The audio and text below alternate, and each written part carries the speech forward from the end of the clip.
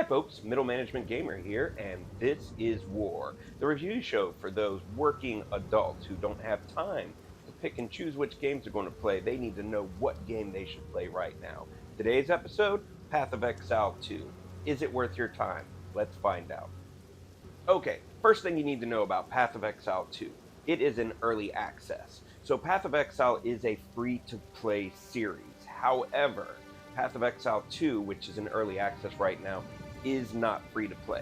So that's the first thing that you need to know. Okay, so on the PlayStation and on the computer, there are several different options you can choose if you want to do the early access. So in order to do the early access, you have to pay. That being said, $29.99 is the cheapest early access package you can buy. That comes with the early access game and 300 points. Now, the thing about Path of Exile is, again, free-to-play game. Eventually, it'll be free-to-play. You'll be able to play Path of Exile 2 without investing a dime. That being said, when you really get down to the nitty-gritty of the game, you're going to have things like stash tabs, extra character things. So when you actually buy the Path of Exile Founders Pack, which is the one I went with because it's the cheapest, you get 300 points. Those points can be used to buy stash tabs for your character and whatnot. Now, the early access game is only 3 of the 6 acts. However, you play the 3 acts through, and then you play them through on a higher difficulty level, and then there's in-game content that is already built into the game. So even though it's free to play game, or will be, it's totally worth spending the money on the early access, because I've played games that I've paid more for that had less content right out the gate. Plus, the money gets converted into credits that can be used in the in-game store, which is useful in this particular style of free-to-play model. So when the game starts out, it is an action RPG. As you see, I have 3 different characters started. I have a witch, a warrior, and my current character is a level 46 Gimling Legionnaire, which is the new mercenary-based character. But if you wanted to start a new character, you can go up to Create Character, and there are 6 classes available currently in the early access. There will be 12 classes total once the game comes out fully. Each one of these classes has an ascendancy as well. As you get far enough into the game, you can specialize your character. There's 2 different choices on that. Once you make that decision, you're bound to it for the rest of that character's playthrough. So you'll have to make that decision. So we have the sorceress. There is the warrior. It's got a little window that'll show you what you can expect when you play as a character. We have the ranger. That's your archer. The witch is basically your necromancer style character. They summon, they use curses. We have the mercenary. That's what I'm currently using. Think about a medieval soldier. You have basically a crossbow that can act as like a machine gun, grenade launcher. Really awesome. And then we have the monk, which is a high melee character, all about movement. Really awesome. So say I want to start a new character as a monk, that's what we'll go with for this. You get to name them. So there's my monk character.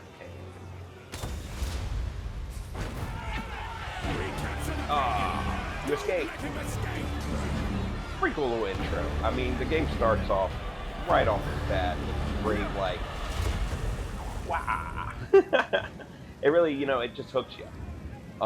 So one of the things you might notice if you play action RPGs, you start playing this game, you play it for a little while.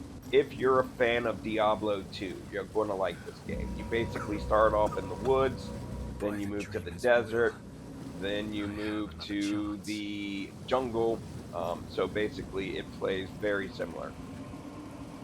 So move your character around, but now you can see my character. I don't know if you can tell, but he's moving, looking in different directions. And then basically you just start off and I'm glad to see another miller talk to this guy who's right here, and he's going to give you pretty much a weapon right off the bat so you have something to fight with. And then you go from there.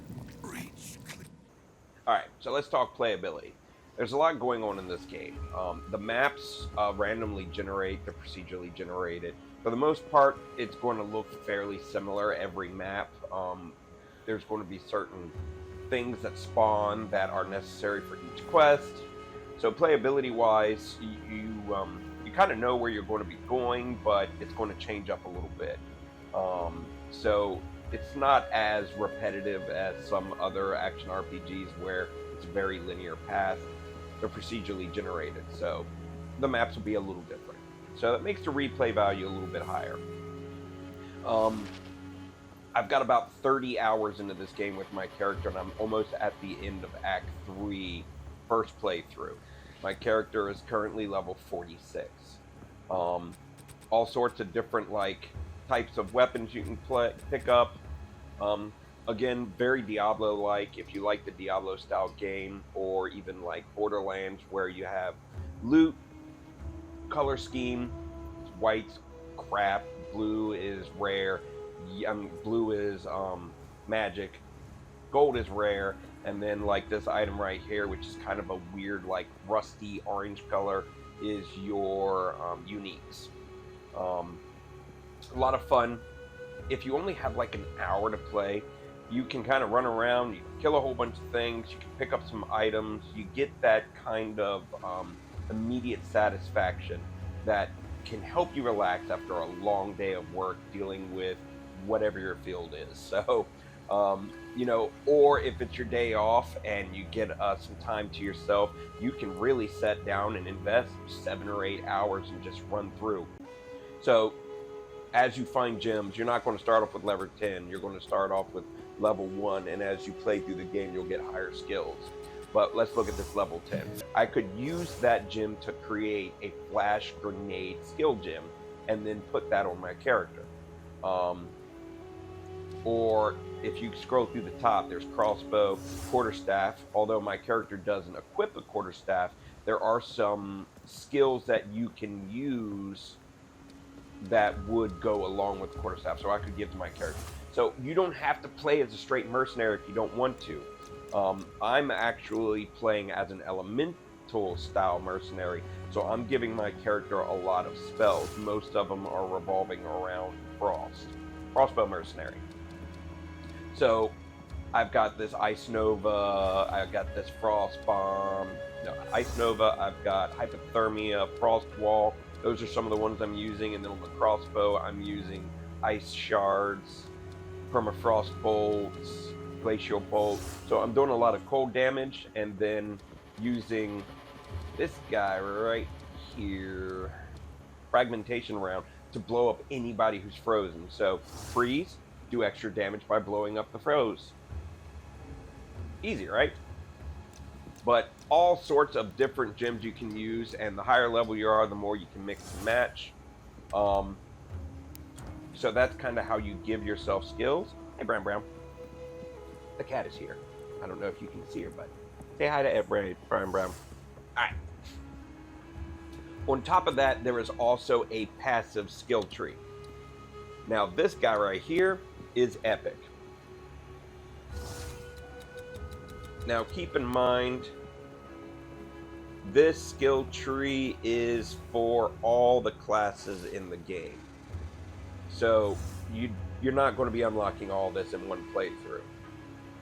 But you can see that I am Gimling Legionnaire. You start here, and you can go off, and you're supposed to go down kind of in this path. This is where my character class passives are at. But I'm not doing that. So if you play this game, you play the game your way. So I am going way up here, going through the rogue, going through the monk, and then finding my way over into the witch and the sorcerer, because I want to get these frost items to continue to get my frosty skills up. So play your way. So every time you play this game, you can pick a different class and go in just whatever crazy wackadoo direction you want and have a different style of playthrough. It might make the game really hard, but you can do it. So I don't know if this particular build is going to be sustainable for me once I get to the higher difficulty level. But so far it's been working out great. I've been enjoying it, and I'm having fun. So let's have a look at some gameplay here. So freeze and blow up the frozen people. Easy peasy. But I can also summon artillery. This allows me to kind of move around and do some other stuff. It'll kind of distract the enemy. Every so often you'll come upon a enemy that has special stats or skills, like this guy right here is a unique monster.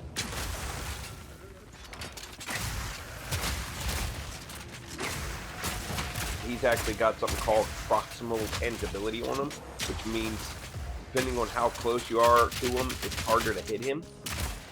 But because I have like a kind of a shotgun blast, I can hit him. And then as you kill things, stuff drops on the ground. I got a couple of blue things there, some white things, and the loot is randomized.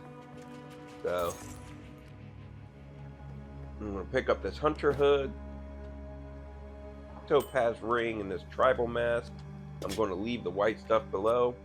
You can see they're unidentified, so if you have scrolls, you can look at them right away. This gives me higher evasion. This guy right here gives me good evasion, energy shield, some max life. So blue items are going to have like 1 to 3 special things on them. Your yellow items are going to have somewhere between 4 to 6. The uniques have unique things on them, like this one gives me increased flash charges, and when I'm low on life or mana, the application of recovery is instantaneous. So that's pretty cool. I had a helmet that allowed me to burn everything that was nearby. So you find some cool uniques that can completely change how you play your character. You might find an item that makes you want to redo your build. You can do that. If you have the gold, you can spend to respec your character, with the exception of the ascendancy. If you spend time on the ascendancy, you're stuck with it. So if you pick the wrong ascendancy or you don't like it, you might have to build a whole new character. But even that's kind of fun, learning lessons. Long story short, should you play this game? Do you like action RPGs? Do you like Diablo? Do you like immediate gratification and finding things like that? Ooh, I found something cool. It's yellow. Oh, I can't wait to see what it is. Yes, you should play this game if you like that kind of stuff. But if you're also looking for a game that has in-depth, where you can really design how your character is playing, and kind of build a character that suits your play style, definitely yes. You can go in so many different directions with this game. And one more other really cool thing about this game is you have currency in it. It's not so much used to buy things, although you can use it to trade on the website. There's a user marketplace where people can trade items that they found they're no longer using for cool currencies. Like this guy will take a normal item and make it magic and add a modifier. And then you could use this guy to turn that magic item into a rare item, adding another modifier. So you take a white item, make it blue, then make it yellow, each time adding different skills and stats. So you're kind of looking for that specific weapon that suits your build or playstyle. So much you can do, so many things. The game is awesome. Don't be discouraged by the fact that it's a free-to-play game that you have to pay for. If you're patient and you want to wait for the free-to-play version to come out, you can do that, or give Path of Exile 1 a play. The game is very similar. A lot of the elements are there. You'll have that kind of fun, that growth, and you can decide if maybe Path of Exile 2 is for you. But definitely, $29.99, the easiest, quickest package you can get to play the game. Early access, totally worth it. I give it a thumbs up. This is a working adult review. Play this game. Thanks for joining me today. We'll see you next time.